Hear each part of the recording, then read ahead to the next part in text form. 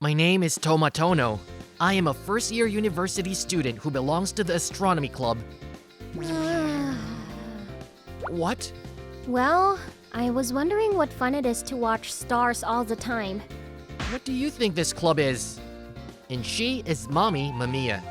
She is a first-year university student who also belongs to the Astronomy Club. And for some reason, she always sees me as her enemy. The ones on the ground that are within our reach are more important than the stars that are out of reach, don't you think?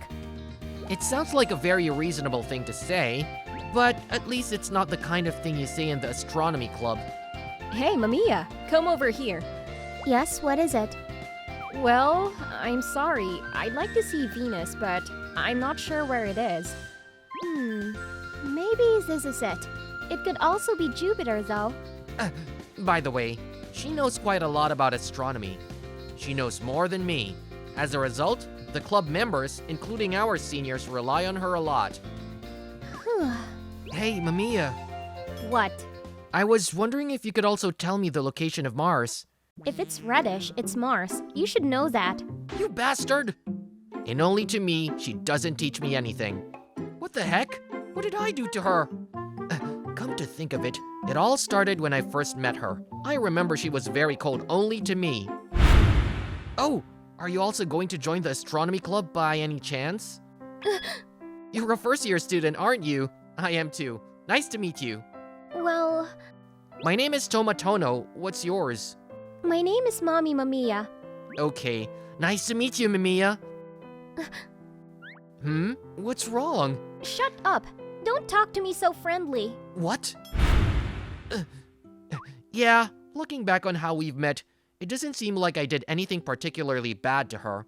I don't know. Maybe she simply didn't like the way I looked. That's all I can think of. I wonder what on earth she doesn't like about me. She is just like me in the way she knows so much about the stars. That part where she doesn't tell me anything is totally different. Who are you talking to? The stars. What? I'm talking to the stars. Yeah, she looks absolutely dumbfounded. I can tell even without looking at her. It's none of your business. Everyone has their own way of interacting with the stars. Oh, hey, Mamiya, Tono. Yes? Well, I'm sorry, but tomorrow or the day after, could you two go shopping for supplies for the club? What? Well, you two are the only two new students in our club. Preparing supplies is also an important part of the work in the club, so... Well, that's fine, but... Why would this person, of all people? Well, it's still fine to go alone if one of you agrees to it. I'll let you guys decide that. Well then, Mamiya, I'll go alone. You take it easy and rest. What? I'm frightened. That's the face you make when you're choking someone. If I leave it to you alone, there's a possibility that you won't be able to pick out anything good. I'm going with you.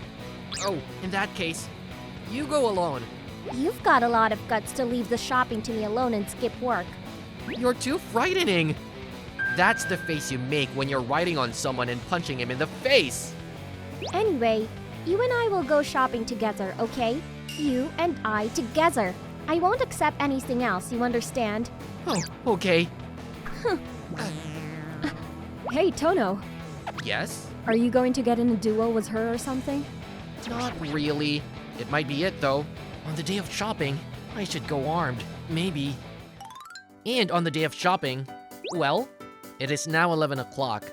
I still have 3 hours left until the appointment with Mamiya. Since I had an original plan to go to another place today, I decided to leave home early.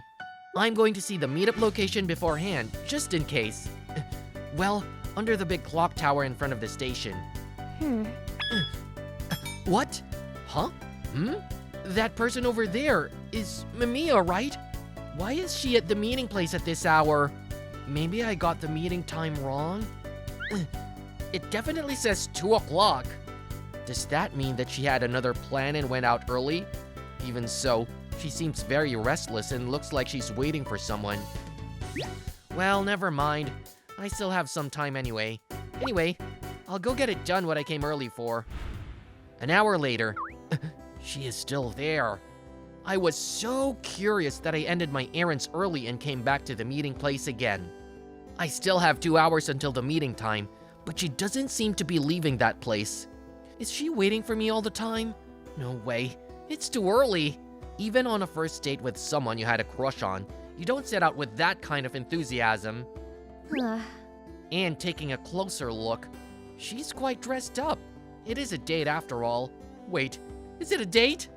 Are you standing there like you're on a date? That's absurd. I'm sure she hates me. Okay, let's just approach her to see what's going on. Does my hair look okay? I mean, there's still 2 hours until he arrives. I guess I came too early. Oh no, she's really been waiting for me. I wonder if my clothes will be okay too. I've never been on a date before, so I have no idea. Is this a date? Huh? Oh, you!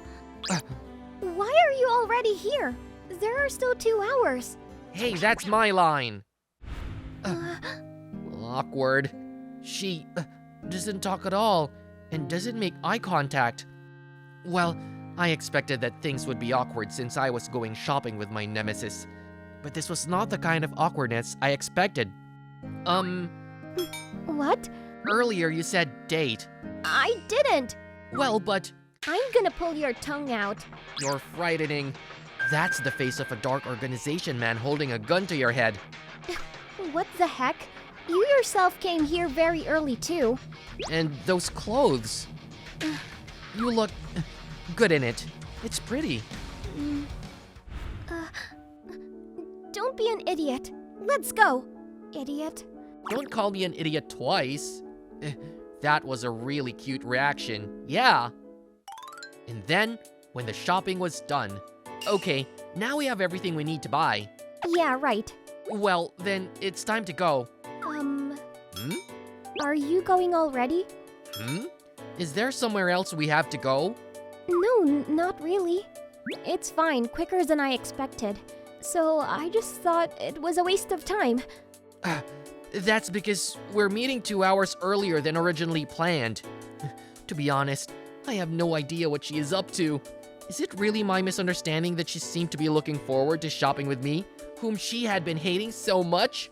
Or does she actually have feelings for me? But at least I know one thing for sure right now. Well, let's go for a walk, shall we? What? If you don't mind, of course. If you want to, I can. You are the worst. Apparently, this means that leaving right now is probably not what she wants. Well, we went out for quite a long time, didn't we? Yes, we did. It would be easier in usual days if you were as open to me as you are right now. Huh?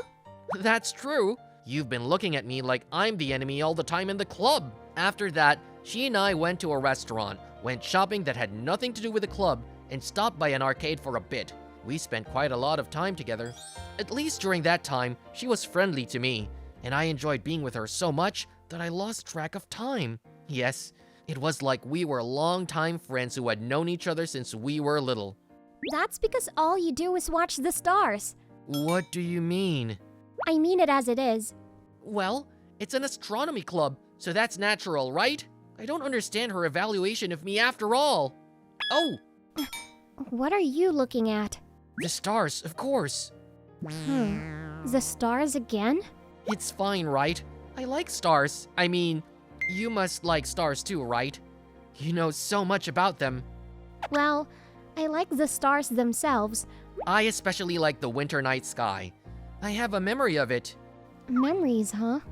Yes, I have a memory. I made a promise to a girl. I promised that I would always look at Gemini every night when I could see it. Yes, the memory. More than 10 years ago, an unforgettable memory. One winter vacation when I was in elementary school, there was one time I spent that winter vacation at my grandparents' house in the countryside. Huh? There were no friends around and no place to go to play. I was so bored every day that the only thing I could do was go outside alone and watch the stars. Then, What are you doing? That's my special seat. Don't sit there without my permission. she was the one who broke my boredom. And that's Orion. Over there is Gemini. Whoa! What? I didn't know that the arrangement of so many stars had a proper meaning. I never knew that before. There is no meaning.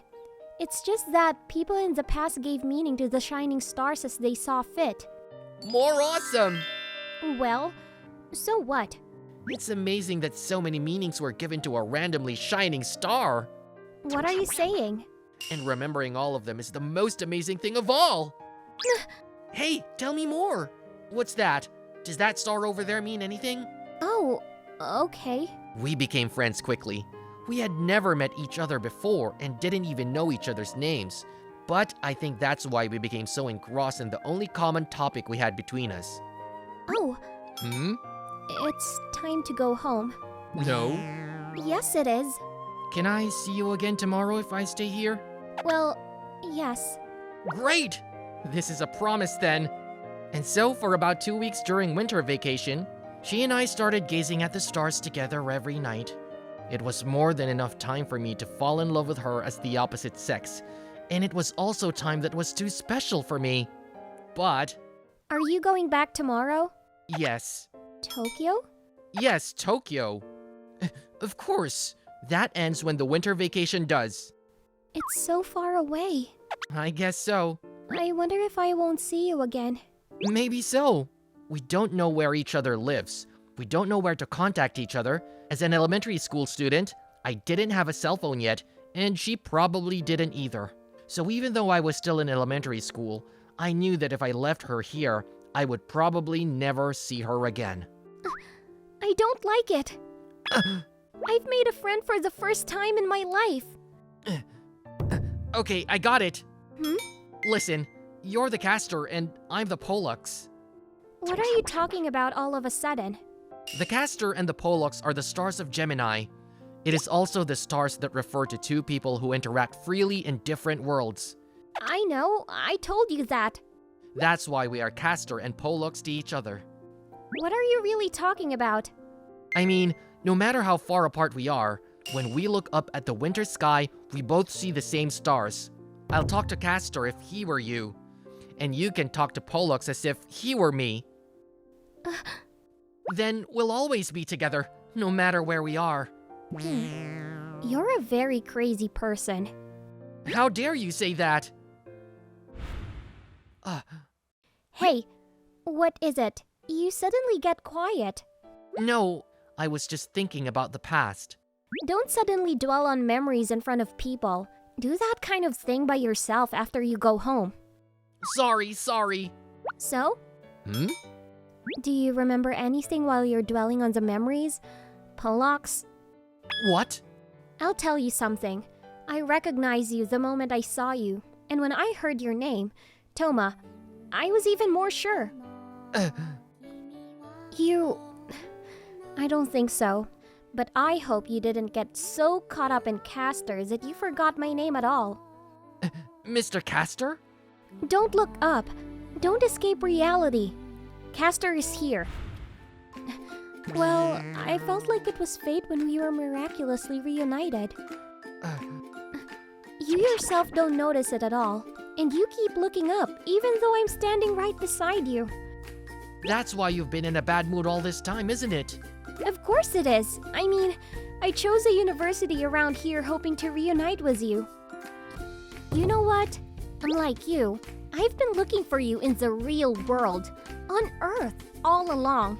But you were just like an idiot saying Castor. No, don't do that. What should have been a routine full of romance in my mind is becoming more and more embarrassing.